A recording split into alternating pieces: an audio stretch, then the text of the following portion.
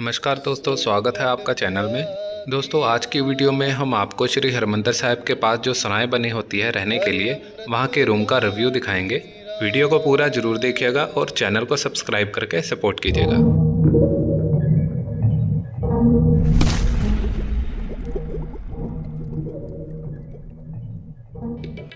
दोस्तों, ट्रेन के माध्यम से मैं अपनी फैमिली के साथ अमृतसर सिटी में पहुंचा श्री हरमंदिर साहिब बाबा जी के दर्शन करने के लिए। रात के समय में श्री हरमंदिर साहिब यानी कि गोल्डन टेम्पल का जो नज़ारा था वो देखने लायक था। सरोवर के बीचों बीच श्री हरमंदिर साहिब रात के समय में जैसे चमक रहा था, उसको शब्दों में बयान नहीं किया जा सकता।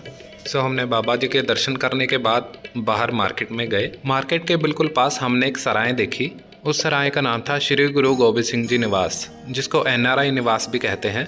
तो आज हम आपको उस सराय में हमने जो कमरा लिया था उसके रिव्यू के बारे में बताएंगे। NRI निवास के पास ही कार को पार्क करने की सुविधा उपलब्ध है। और ये है दोस्तों NRI निवास की एंट्रेंस।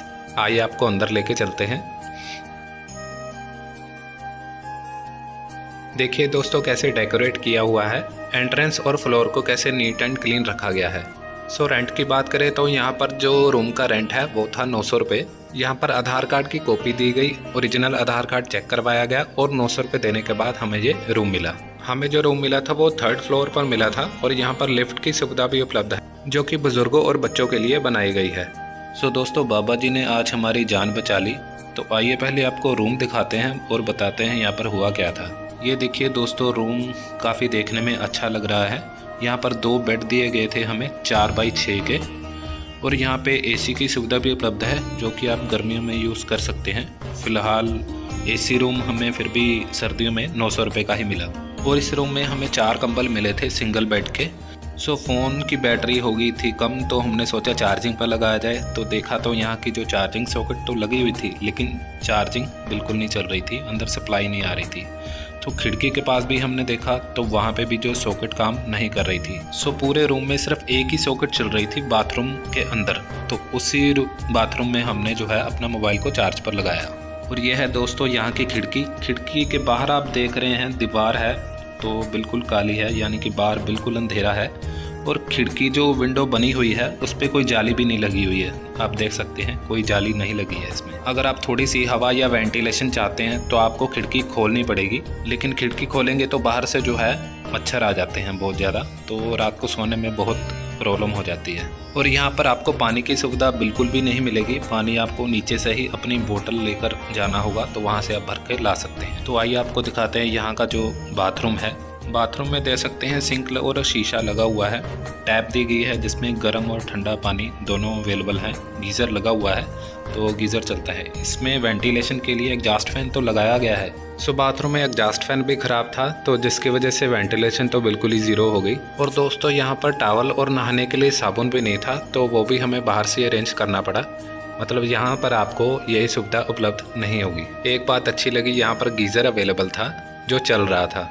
नहीं तो ठंड में ठंडे पानी से नहाना क्या हालत होती है आप तो सब जानते ही हैं। और दोस्तों यहाँ की जो लाइटिंग की बात करें तो 2 ट्यूबलाइट थी, तो छोटी लाइट बिल्कुल भी नहीं लगी हुई थी। और रात को सोते वक्त जब हमने लाइट बंद की तो बिल्कुल अंधेरा हो चुका था, कुछ भी दिखाई नहीं दे रहा था। ज़्यादातर लोगों की आदत होती है रात को सोते समय थोड़ी सी रोशनी जरूर रखते हैं, ताकि बुजुर्गों और बच्चों को बाथरूम में जाने के लिए कोई दिक्कत ना आए। और यहाँ की जो सीलिंग में जो बल्ब लगे हुए थे वो बिल्कुल ख़राब थे और कुछ में तो बल्ब थे ही नहीं। और मेन डोर के राइट साइड में मिरर लगा हुआ है यहाँ पर, जहाँ पर आप रेडी वगैरह हो सकते हैं। और नीचे डस्टबिन भी नहीं था, वो भी हम बाहर से ही लेके आए थे। दोस्तों रिव्यू की बात करें तो यहाँ पर आपको पानी तो बाहर से लेके आना होगा, कोई टॉवल या सोप आपको नहाने के लिए नहीं मिलेगा।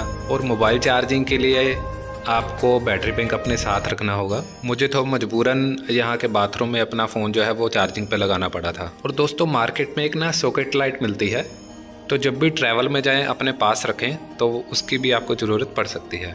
दोस्तों बातचीत करने के बाद रात के 1 बज गए थे, तो हम सोने जा रहे थे। हमने लाइट वगैरह बंद कर दी। दोस्तों 15 मिनट के बाद जब हम सो रहे थे तो हाथ के ऊपर से कुछ निकला। डर के मारे जब हमारी आँख खोली तो हमने लाइट ऑन करके देखा, बेड के ऊपर कनखजूरा घूम रहा था। हमने इसको पकड़ने की कोशिश की लेकिन वो भाग गया, तो कम से कम हमें 1 से 1.5 घंटा लगा उसको ढूंढ कर मारने में। बाबा जी ने हमारे हाथों उसकी मुक्ति करवा दी और हमारी जो जान वो बचा दी। और आप फ्लोर पे देख सकते हैं ये जो कांटे हैं ये कनखजूरे के हैं, जहरीले कांटे। कमरे में कोई गंदा कपड़ा भी नहीं था तो हमने अपनी जुराब निकाली और उसके साथ इसको साफ़ किया ताकि ये पैर पे ना लग जाए। मेरे अकॉर्डिंग दोस्तों रूम का जो रिव्यू था वो 10 में से आप 2 बोल सकते हैं, क्योंकि यहाँ का जो गीज़र था सिर्फ वही काम कर रहा था। इसके अलावा ना तो यहाँ पर कोई सॉकेट काम कर रही थी, कोई छोटी लाइट भी नहीं थी। डस्टबिन भी हम बाहर से लेके आए, नहाने के लिए साबुन भी हमें बाहर से लेके आना पड़ा, पीने वाला पानी भी बाहर से लेके आना पड़ा। रूम के अकॉर्डिंग जो प्राइस था वो बहुत ज़्यादा था, 900 रुपये। प्राइवेट होटल में तो एंट्री वगैरह भी होती है, यहाँ पर आधार कार्ड की कॉपी दी थी और 900 रुपये की जो रसीद है वो भी हमें नहीं दी गई। सो हमने बड़ी मुश्किल से अपनी जो रात है वो निकाली, पूरी रात जाग कर निकली।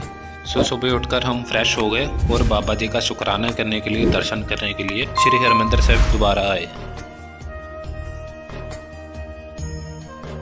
सो दोस्तों दर्शन करने के बाद हम मार्केट गए, वहाँ पे हमने शॉपिंग वगैरह की और वहाँ का जो हमने होटल का जो रेंट पता किया वो 600 रुपये से स्टार्ट था, जो कि NRI निवास के अकॉर्डिंग 300 रुपये सस्ता था। और दोस्तों होटल में वो सारी सुविधाएं उपलब्ध थी जिसकी हमें आमतौर पर ज़रूरत होती है। सो दोस्तों आज की वीडियो के माध्यम से हमने आपको वहाँ के रूम का रिव्यू दिखाया है जहाँ पर हम ठहरे थे। तो आप भी जब अपनी फैमिली के साथ घूमने के लिए आएँ तो 1-2 जगह पर प्राइस को कंपेयर करें, रूम को चेक करें और उसके बाद ही डन करें। सो धन्यवाद दोस्तों आपका वीडियो देखने के लिए। मिलते हैं आपसे अगले लोकेशन में।